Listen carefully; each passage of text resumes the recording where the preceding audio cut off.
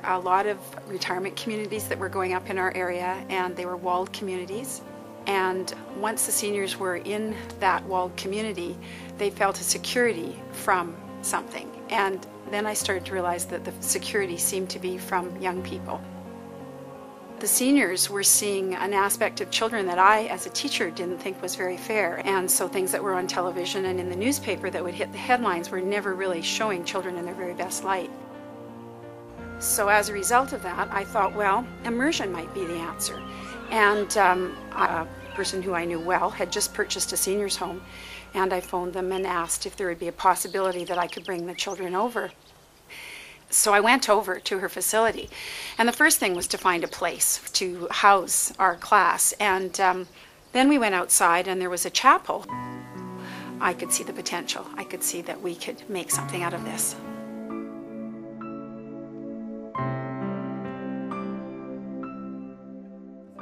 Well, at first when I figured out that I was going to be going to a seniors home, like, you think seniors as kind of boring people who just sit down, relax, and don't really care about anything. It might be a bit boring that we just sit there and go, I think we kind of thought it was going to be a break from school. So I don't think we were looking forward to it because of the seniors. I think we were just looking forward to being out of the classroom. I thought that we weren't going to have any homework at all. We were just going to sit there in the chapel having fun and just talk with the seniors the whole entire day. One of the challenges of this project is taking the lives of the seniors and bringing the lives of the children and what they have as expectations from their school and so forth together, to meld them together so there's little friction and a lot of opportunities for building stronger understandings and relationships. Alrighty, starting now. And so I've tried to have the actual instructional time in the math and whatever it happens to be I'm instructing in that day, the very first part of the morning. Okay, here we go. Well, my first impression when we walked in, it was actually pretty amazing to see like the joy of some of the seniors' faces. Like, their faces just lit up when they saw us.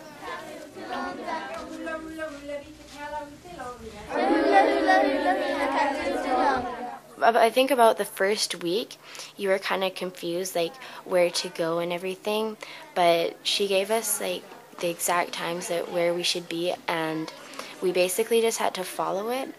And as the weeks went on, it got a lot easier.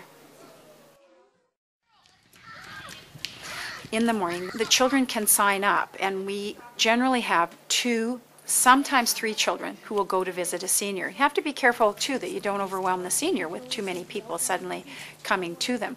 Well, you kind of have to get them going because they are very shy and kind of scared of us old people, I guess. And I don't know why, but that's what it is, I guess. It takes them a while to get used to us. It's funny because some of the seniors, they'll get this feeling when the children come that they have to babysit them, and they'll get very worried and say, well, I'm not sure how I should take care of you. And so it's quite interesting to watch the children negotiate with them and say, well, actually, no, you don't have to take care of us. We're here to just visit. And they'll go, just visit? I don't think you've been in the store yet, have you? Which story? Meadows School. It's really interesting because they'll notice different things about how one senior maybe tires more easily than another. They notice some really interesting things between senior couples that we will deal with. Today's date. I can't watch over all the children because they're in different venues. They sometimes in pairs will go with the seniors to their rooms and do little jobs for them, or they'll go to the library, and there's absolutely no way that I can be monitoring that. Pieces of butter.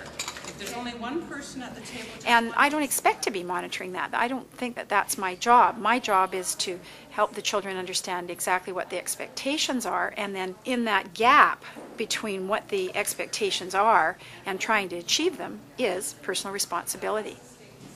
And I felt like they kind of trusted us to set the table because even though it seems so little, it's kind of huge to be asked to like do something like that.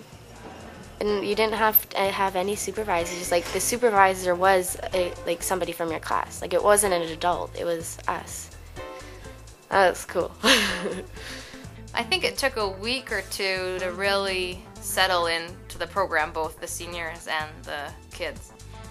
In the end, things really developed to the point where I was, surprised. And I can bring one activity as an example to that when we did the Play-Doh and clay activity. Yeah, this could be fit. And I couldn't believe how many people, residents who will not come to my own programs and who rarely participate in other things, making silly dough creations with kids, and the room was packed. Again, overwhelmed, but in a positive way. It was like they were just suddenly, it all clicked, and they were here with the kids and enjoying having fun, and it really hit me that day that this program's possible, and it does take work, but it can happen, and it can be a real magical thing. And it's nice when we get to know them, and then they write us nice notes and cards and that sort of thing, and start looking at us like we're people. They have a lot in common with you. Like, they love to play games with you. They love to just sit down and talk. They love to knit and play the piano, and it was just the best experience. I love that activity.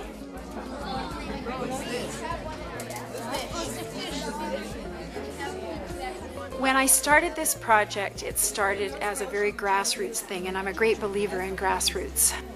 And I think that by making small differences in many places that you can make big differences.